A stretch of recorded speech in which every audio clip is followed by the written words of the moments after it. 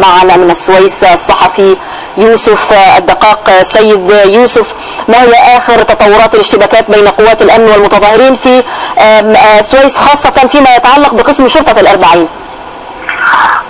السلام عليكم. عليكم السلام.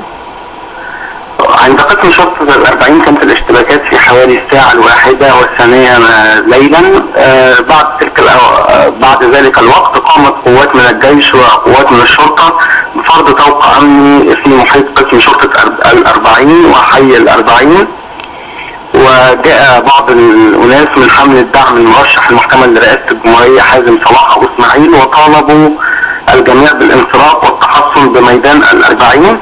من جهة أخرى أعلن تكتل شباب السويس عن تنظيم مسيرة غدا في 5 مساء بميدان الشهداء، ويبحثون الاعتصام بالميدان ابتداء من الغد.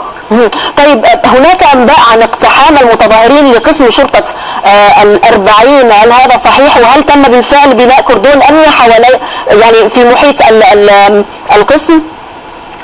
تم اقتحام حي الأربعين وهو المبنى الملاصق لقسم شرطة الأربعين، حيث أن مبنى قسم شرطة الأربعين هو مبنى ملاصق حي الأربعين، لأن مبنى قسم شرطة الأربعين لم يتم تجديده من أيام الثورة، فهذا مبنى مؤقت للقسم، والذي جرى اقتحامه فعلا هو حي الأربعين وسرقة بعض محتواه.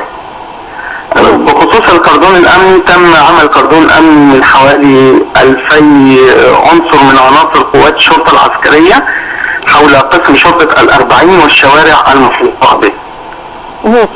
ما أشكال المواجهة الأمنية هناك بين المتظاهرين والأمن؟ هل وصلت إلى نفس المستوى في ميدان التحرير، يعني غازات مسيلة للدموع وأحيانا استخدام الرصاص الحي؟ في البداية بعض العناصر المندسة قامت بإطلاق الطوب على قسم شرطة الأربعين، فبدأ رجال الشرطة بإطلاق قنابل الغاز المسيلة للدموع وأيضا الطلقات الدافعة، ثم استخدام الرصاص الحي أو الرصاص المطاطي في تفريق المتظاهرين.